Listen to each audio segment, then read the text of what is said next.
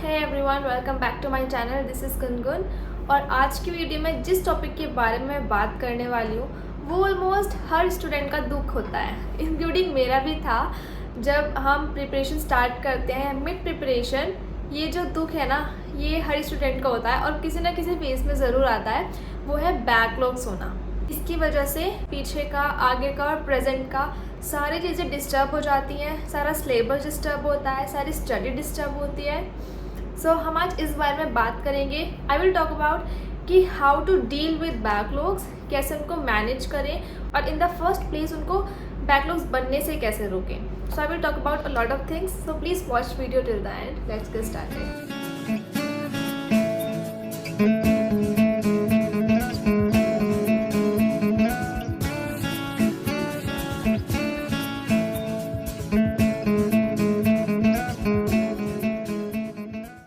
सबसे पहले let's talk about कि बैकलॉग्स बनते क्यों हैं, उनकी वजह क्या होती है। तो एक जो मेजर रीज़न होता है बैकलॉग्स बनने का, वो होता है कि हमारा कोई एग्जैक्ट टाइम टेबल या स्केड्यूल नहीं होता है। मतलब फॉर एग्जांपल, आप किसी एक सब्जेक्ट को, फॉर एग्जांपल आप फिजिक्स का लेक्चर लेने में, उसके नोट्स बनाने में आपने पूरा दिन लगा दिया एक सब्जेक्ट में और आपका दूसरा सब्जेक्ट नहीं हो पाया, तीसरा नहीं हो पाया, केमिस्ट्री, बायोलॉजी छूट गया, फिर उसका नेक्स्ट डे बैकलॉग बन जाएगा। वो क्यों? क्योंकि आपका कोई स्केड्यूल, आपको कोई टाइम टेबल ही नहीं है कि मुझे एक दिन में कौन कौन सा सब्जेक्ट किस किस टाइम पे करना है, कितने कितने टाइम में करना है। सो बहुत ज़रूरी है कि एक एग्जैक्ट टाइम टेबल या स्केड्यूल होना, की वजह से जो चीज़ें हैं या जो आप लेक्चर ले रहे हो वो आप टाइम टू टाइम लेते रहो और वो आगे के दिन के लिए ना छोड़ो। सेकेंड रीज़न जिसकी वजह से बैकलॉग्स होते हैं वो है डिस्ट्रैक्शंस, जो बहुत सारे तरीक़ों से आ सकती है। For example, you are fond of watching TV, you are fond of watching mobile, आप कोई पर्टिकुलर गेम खेलते रहते हो या पर्टिकुलर साइट विजिट करते रहते हो, जिसकी वजह से आप लेक्चर नहीं ले पाते हो, वो लेक्चर कल के लिए पेंडिंग हो जाता है और जिसकी वजह से बैकलॉग बन जाता है। सो बहुत इंपॉर्टेंट है कि आप अपने डिस्ट्रैक्शंस को अलग रखें और अपनी स्टडी के स्केड्यूल में उनको ना आने दें। चीज़ों को देखना गलत नहीं है, गेम खेलना गलत नहीं है, टीवी देखना गलत नहीं है, इट्स नॉट रॉन्ग। और उसको कम्प्लीटली कट ऑफ करना भी एक कोई सोल्यूशन नहीं है प्रॉब्लम का, because you will and up being mentally pressured. तो इसलिए पूरा कट ऑफ भी नहीं करना, लेकिन एक लिमिट में आप चीज़ों को यूज़ करो and not spend like 3 to 4 hours एक चीज़ में पर डे। आप कोई गेम खेल रहे हो, टीवी देख रहे हो या फिर नेटफ्लिक्स देख रहे हो, इस टाइप की चीज़ों में इट्स इम्पॉर्टेंट कि आप अपने डिस्ट्रैक्शंस को अलग रखो और जो आपका टाइम टेबल है और अपने लेक्चर्स है उनको टाइम पर लो, ताकि वो नेक्स्ट डे के लिए पेंडिंग बचे ही ना, तो आपके बैकलॉग्स होंगे नहीं। थर्ड मेजर रीज़न जो होता है बैकलॉग्स बनने का, वो होता है procrastination. It is one of the biggest. ये procrastination was one of my reason. I used to procrastinate a lot. Like I would say ऐसा होता था कि सुबह को एक लेक्चर देख रहे हैं, I used to think okay अभी कर लिया, अभी थोड़ी देर ऐसे लाइक रेस्ट कर लेते हैं एंड देन इवनिंग में 2 लेक्चर कर लेंगे। वो ये नहीं कि प्रोक्रेस्टिनेट कर देते थे, जिस वजह से सुबह तो किया नहीं और शाम को ऑब्वियसली 2-2 लेक्चर्स, 2-2 3-3 लेक्चर्स नहीं हो पाते एक साथ, जिसकी वजह से वो नेक्स्ट डे के लिए पेंडिंग हो जाते थे। ठीक है, प्रोक्रेस्टिनेशन से भी मैंने डील किया। बहुत सारी चीज़ें होती हैं, आप अपने शेड्यूल ऑर्गेनाइज रखो, प्लानर्स बनाओ कि मुझे अपने डे में ये करना है, जिसकी वजह से आप प्रोक्रेस्टिनेट ना करो। आपको पहले से ही पता है कि आपको अपने डे में आपको ये टाइम पे ये चीज़ें करनी है, तो आप एक बंध जाते हो एक जगह कि मुझे इस टाइम करना है तो करना ही है। तो फिर एक वो प्रोक्रेस्टिनेशन वाला वो आ ही नहीं पाता वो केस। तो हाँ, I will tell you in detail in another video. So हाँ, तो इन तीनों में से आप बताना आपका कौन सा रीज़न था जिसकी वजह से आपके बैकलॉग बनते हैं। क्या वो ये है कि आपका कोई प्रॉपर टाइम टेबल या स्केड्यूल नहीं है, या आप डिस्ट्रैक्ट होते हो आप, या थर्ड या प्रोक्रेस्टिनेट करते हो? Tell me in the comments what was your reason. तो ये तो था बैकलॉग्स क्यों बनते हैं। ये तो शायद आप लोगों को भी पता होगा कि बैकलॉग्स क्यों बनते हैं, लेकिन now I will talk about कि how to deal with them and how to manage them. देखो, पहले जो मैं बोलूँगी वो यही बोलूँगी कि बैकलॉग्स होने से कैसे बचें। वो ये है कि आप अपना कोई टाइम टेबल बनाइए, एग्जैक्ट अपना प्लानर बनाइए कि मुझे एक दिन में क्या क्या करना है और कौन कौन से लेक्चर लेने हैं, कौन कौन से सब्जेक्ट के लेक्चर्स लेने हैं, कौन कौन से टाइम पे। तो एक तो आपको टाइम टेबल बनाना पड़ेगा। दूसरी चीज़, आपको डिस्ट्रैक्शन से दूर रहना पड़ेगा। Means you do not waste your time in certain things like 4 and 5 hours, जिसकी वजह से आप अपना लेक्चर मिस कर देते हो. So don't do that. तीसरी चीज़ वॉज प्रोक्रेस्टिनेशंस. उसके लिए भी I tell in another video how to deal with it. But remember कि वही कि एक अपने अंदर एक मोटिवेशन रखिए ऑल द टाइम कि अगर आप सोच रहे हैं कि अभी मन नहीं कर रहा है, अभी रेस्ट कर लेते हैं, so you get up again and you said कि no, I will not rest, I just keep going. So एक वो होता है ना कि अंदर एक मोटिवेशन होना चाहिए. हाँ, तो वो होना चाहिए. तो इसलिए मैं बोल रही थी. अच्छा, इसके अलावा मैं बात करूँगी कि वो ये चीज़ें आपको करनी चाहिए. अगर आपका बैकलॉग ऑलरेडी बना हुआ है तो आप उससे कैसे डील करें. ठीक है, तो देखो, जब मेरा भी बैकलॉग बना था, ऐसा नहीं है कि मेरा नहीं बना था, मेरा भी बैकलॉग बना था. और उससे डील करने में मुझे काफ़ी टाइम लगा ये समझने में कि मुझे बैकलॉग से कैसे छुटकारा पाना है और ऐसा क्या करना है कि आगे मेरा बैकलॉग ना बने. देखो, मैं last year when I was preparing, I wasn't a fresher. मैं फ्रेशर नहीं थी, आई वाज अ ड्रॉपर. सो मैं चीज़ों से फेमिलियर थी. मेरे पहले के भी नोट्स बने हुए थे, मुझे काफ़ी टॉपिक्स क्लियर थे पहले से.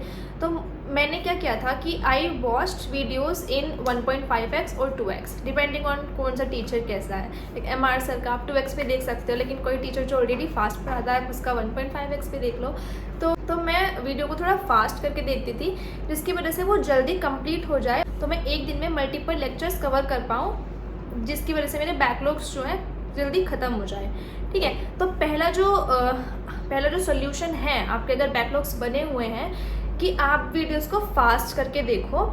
इस चीज़ को मैं तभी रिकमेंड करूँगी अगर आपको समझ आए फास्ट करके, वरना कुछ फ़ायदा नहीं है कि आप लेक्चर फास्ट पे कंप्लीट करके बैठ गए, कुछ समझ में नहीं आया. मेरे लिए मुझे समझ आ गया था बिकॉज मुझे पहले से भी चीज़ें काफ़ी क्लियर थी और वर्ड्स भी काफ़ी क्लियर आते थे. 2x में ऐसा नहीं है कि बिल्कुल जल्दी हो जाता था. तो ऐसे कोई प्रॉब्लम नहीं आई, चीज़ें बहुत अच्छी तरह समझ में आई. बट आप अपने हिसाब से देख लेना, अगर आपको चीज़ें समझ में आती हैं तभी आप 2x पे देखना. बस ये हो जाता है कि जो एक लेक्चर मान लो वो 1 घंटे का लेक्चर है, तो आप उस लेक्चर को 30 मिनट्स 35 मिनट में कंप्लीट कर सकते हो. आप उसको अगर 2x पे देख रहे हो, जो थोड़ा टाइम सेव हो जाता है. तो जिसकी वजह से ना क्या होता है कि आप एक दिन में मल्टीपल लेक्चर्स कंप्लीट कर पाते हो, तो अपने बैकलॉग्स भी कवर कर पाते हो. दूसरी चीज़ जिस वजह से मेरे बैकलॉग्स बहुत जल्दी ख़त्म हो गए, वो था जो बीच में छुट्टियाँ आती थी. मतलब कोई फेस्टिवल आ गया, या फॉर एग्जांपल संडे को, या मान लो किसी टीचर को कोई काम पड़ गया तो उन्होंने उस दिन क्लास नहीं ली, तो मेरी नई चीज़ें पाइल अप भी नहीं हुई और जो मेरे पुराने बैकलॉग्स थे मैंने उनको भी कंप्लीट कर लिया. तो आप उस छुट्टी का जो है ना पूरा एडवांटेज लो और जो बैकलॉग है उसको कोशिश करो कि उस दिन में कंप्लीट करो. कि यही चीज़ कि उस दिन नई क्लास नहीं आएगी तो आप पुरानी क्लासेस कंप्लीट कर लो, तो आप जो है ना बैकलॉग थोड़े थोड़े ख़त्म होते रहेंगे और आप प्रेजेंट में साथ में आप आते रहोगे. ओके, अनदर थिंग जिसकी वजह से बैकलॉग्स ज़्यादा बनते हैं वो ये भी है कि आप किसी एक लेक्चर को लेने में और उसके नोट्स बनाने में ज़्यादा टाइम लगा देते हो, जो कि नहीं लगाना चाहिए. फॉर एग्जांपल जैसे बायो के, फिज़िक्स के, केमिस्ट्री के 3 लेक्चर्स लेने होते हैं एक दिन में, और मिनिमम वो 2 एवरेज वो 1.5 से 2 आवर तक के होते हैं और ज़्यादा भी होते हैं बल्कि. तो इतना होता है, उसी में आपको नोट्स भी बनाने होते हैं, DPP भी सॉल्व करनी होती है, लेक्चर भी देखना होता है, बहुत सारी चीज़ें होती हैं. तो अगर आप एक ही सब्जेक्ट में या एक ही लेक्चर में इतना टाइम ले लोगे तो वही है कि दूसरे सब्जेक्ट्स के लिए आपका टाइम कम बचेगा. सो बहुत इम्पॉर्टेंट है कि आप नोट्स को, लेक्चर्स को एक जो ऐसे तरीके से करो कि आपका कम से कम टाइम में हो जाए. फॉर एग्जांपल बहुत सारे स्टूडेंट्स क्या करते हैं कि वे पहले लेक्चर देखते हैं आराम से बैठ के 2 घंटे, फिर वो दोबारा नोट्स बनाते हैं 2 घंटे अलग से बैठ के. यू स्पेंड 4 आवर्स, बल्कि more than that, in one subject. How does that gonna work? तीनों सब्जेक्ट कैसे मैनेज हो पाएंगे? अगर पहले लेक्चर देखोगे इतना बड़ा and then you gonna write notes, उसके बाद रिवीजन भी करना होता है उसी दिन पे. That's wrong in my opinion. That's not the right thing to do. Right thing I think जो होता है वो ये होता है कि आप जब आप वो लेक्चर देख रहे हो, आप उसके साथ में नोट्स बनाओ. अगर कोई वो 2 घंटे का लेक्चर है तो मुश्किल से आपको 2.5 घंटा लग सकता है, 2 आवर 45 मिनट्स लग सकता है टोटल नोट्स के साथ लेक्चर देखने में. लेकिन वो नहीं कि आप 2 घंटे लेक्चर में 2 घंटे नोट्स में लगा रहे हो। उसमें वही है कि आपकी उसका एडवांटेज कम है, डिसएडवांटेज ज़्यादा है। मतलब आपकी उसमें कुछ चीज़ें छूट ही जाती हैं, वो जो एसेंस है वो नहीं आ पाता। मतलब अगर आप लेक्चर के साथ नोट्स बनाते हो तो आप उसमें वो चीज़ें लिखते हो जो टीचर ओरली बोल रहा है। कुछ चीज़ें, हर चीज़ें बोर्ड पे नहीं लिखी होती हैं, कुछ चीज़ें टीचर बोलता है और आपको वो चीज़ भी लिखनी होती है नोटबुक में। और कई बार वो चीज़ इतनी इंपॉर्टेंट होती है जो टीचर ने बोर्ड पे नहीं लिखी होती बट वो बोली होती है, तो आपको उसको लिखना होता है अपनी नोटबुक में। दैट इज़ वेरी इंपॉर्टेंट कि आप लेक्चर के साथ नोट्स बनाओ। अब यू भी सेइंग कि टीचर बोले जा रहा है, हम नीचे देख के नोट्स बना रहे हैं ऐसे, तो समझ में कैसे आएगा? पोज करके। Someone ask me about it, तो आपको वीडियो को पोज करना है एंड देन आपको नोट्स बनाने हैं। बेसिकली आपने वीडियो को, लेक्चर चल रहा है, आपका कोई एक टॉपिक सर ने पढ़ा दिया है, एक स्लाइड पे उन्होंने लिख दिया है पूरा, एंड देन आप वीडियो को पोज करेंगे, then you write down in your notes, और वे भी चीज़ें जो बोर्ड पर लिखी है और वे भी जो टीचर ने बोली है, तो आपके दोनों काम हो गए। बहुत कम टाइम में हो जाएगी ये चीज़। Please do that, try to do that and it's way more effective. एक और चीज़ जो शायद आपको ज़्यादा टाइम ले सकता है वो है कि आप टीचर की लिखी हुई हर चीज़ लिखते हो नोटबुक में। फॉर एग्जाम्पल MR सर का एग्जाम्पल ले लो। MR सर चीज़ों को बहुत अगर आप PW स्टूडेंट हो या फिर किसी भी टीचर एग्जाम्पल हो, कि टीचर जो है चीज़ों को डिटेल में पढ़ाता है स्टूडेंट को समझाने के लिए। मैं एग्जांपल ले रही हूँ MR सर का। वो क्या करते हैं कि वो उन्हें कोई पर्टिकुलर फॉर्मूला पढ़ाना होता है, वो पूरा डिराइव करते हैं और अच्छे से डिफरेंट तरीक़ों से पढ़ाते हैं। वो उनका पर्पज़ ये होता है कि वो स्टूडेंट का एक माइंड खोल सके, स्टूडेंट समझ सके कि कोई फॉर्मूला कैसे आया है। बहुत डिफरेंट तरीक़ों से वो समझाते हैं। नीट का जो एग्ज़ाम है ऑब्जेक्टिव है, इसमें डेरिवेशन तो आने नहीं है, इज़न्ट इट? जैसे 3-4 डेरिवेशंस हो गए।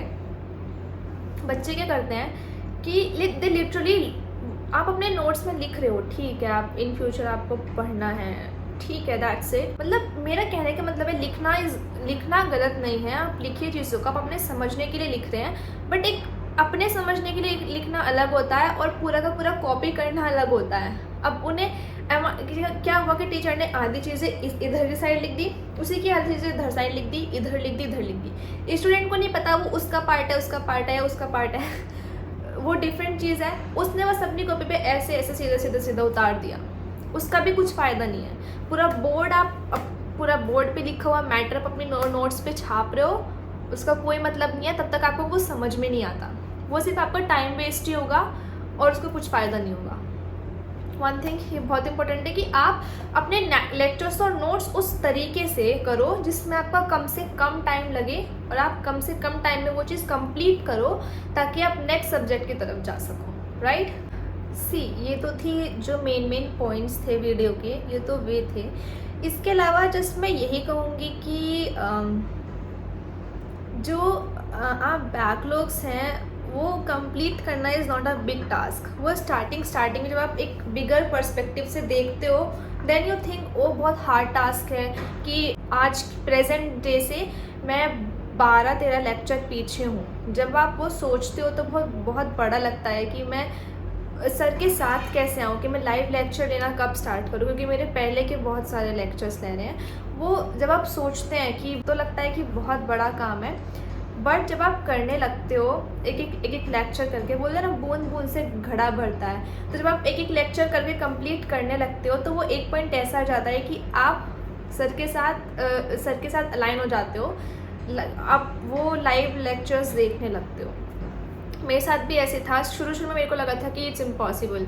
मैं तो इवन लाइक 13-14 लेक्चर्स पीछे थी। मुझे लगा था कि मैं तो कभी आ ही नहीं पाऊँगी लाइव, मैं पूरा थ्रू आउट इतना ही पीछे रहूँगी।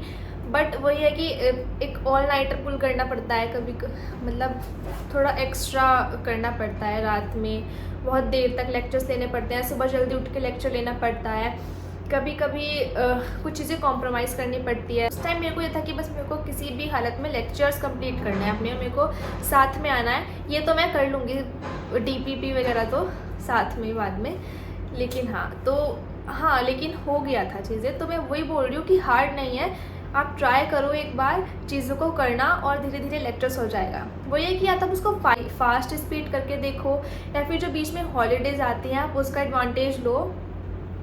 और बाकी all I would say eat healthy and stay away from distractions and give your best in everything. ये थी मेरी video, just a little video जिसमें I shared about my experiences and वो कि मैंने कैसे डील किया, कैसे मैनेज किया।